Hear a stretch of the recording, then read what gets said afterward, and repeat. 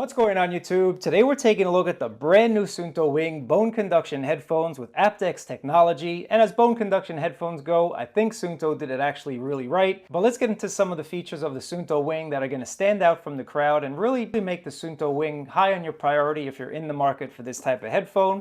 So I just want to talk about some of the key specs of the Suunto Wing here. And the number one thing that I actually really like are these lights on the side. And if you run at night or you bike at night, these lights are definitely going to come in really handy. It's just a nice little safety point. And as safety point goes as well, you want to pick a bone conduction headphone just because you're able to still hear your surroundings.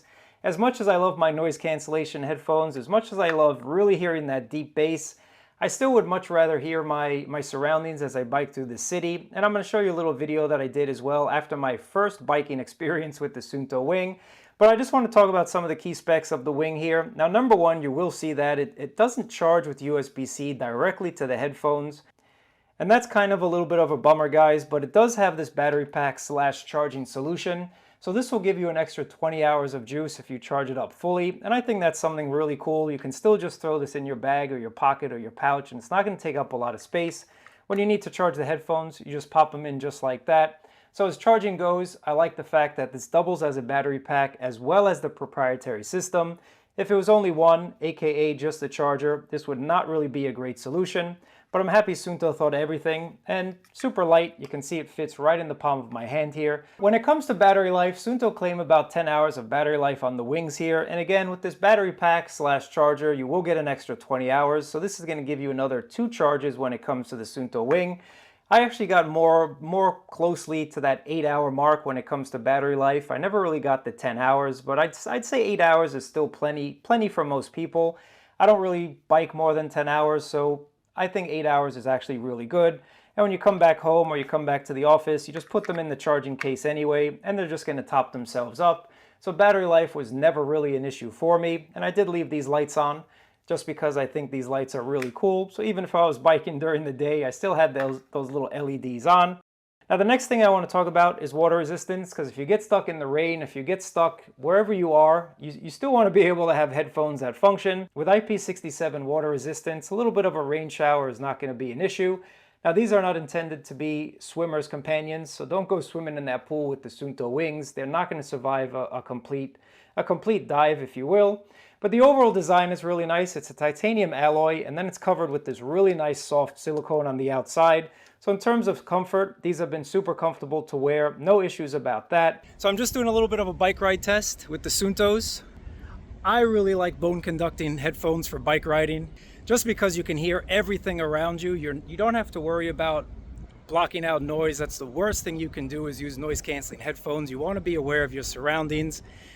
Now in terms of music quality, sound quality, they actually sound really, really good, but with bone conducting headphones, you don't get that deep bass. That's not something that you're gonna get. But overall, no matter what I've been listening to, whether it's EDM, house, hip hop, basically what I listen to on my bike rides, super, super enjoyable. And again, I'm still able to hear everything around me, and I'm still able to hear my music. So I'm really happy about that. Perfect addition for biking. You just saw a runner by me. I'm not really into running anymore, but I am a biker, and I definitely like these. And I imagine for running, they're really cool, especially with those lights. And you can see here, plenty of space with a helmet. The comfort level is top notch, no discomfort, no wobble, no interference with the helmet, anything like that.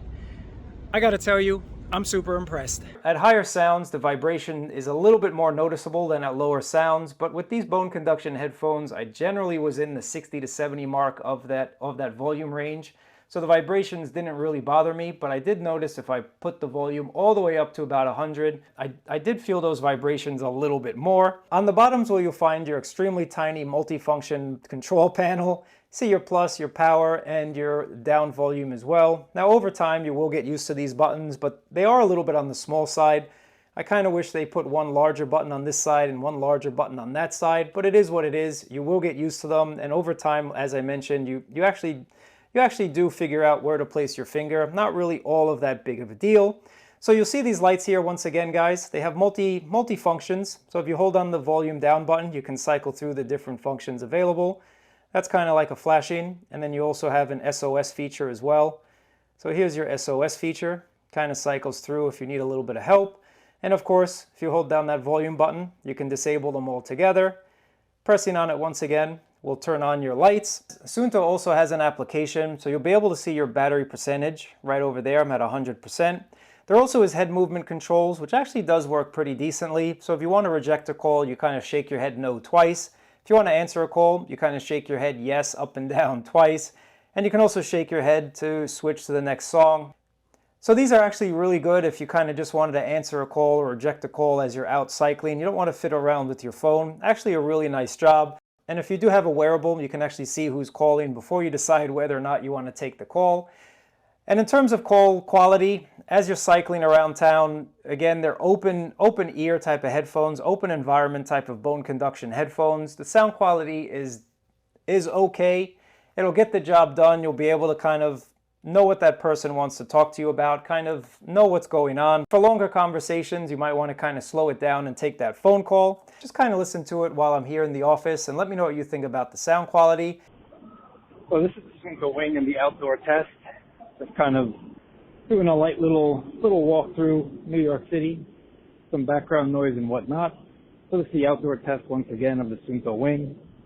Let me know what you think about the outdoor test. And this is the indoor test of the Suunto Wing, inside in the office.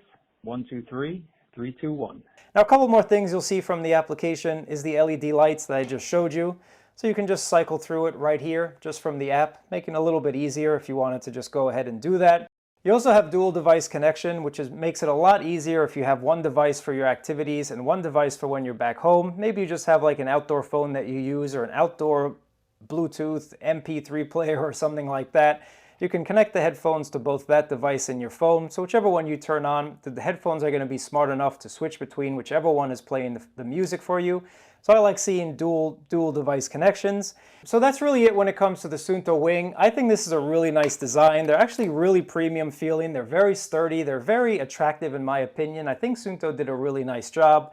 Maybe it's the lights. I definitely fancy lights on all of my devices, but not really just the lights, just the overall design, the battery pack, the quality.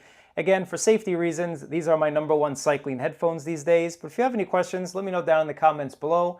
As always, I really appreciate you guys watching. Thumbs up, subscribe, and I'll catch you in another video.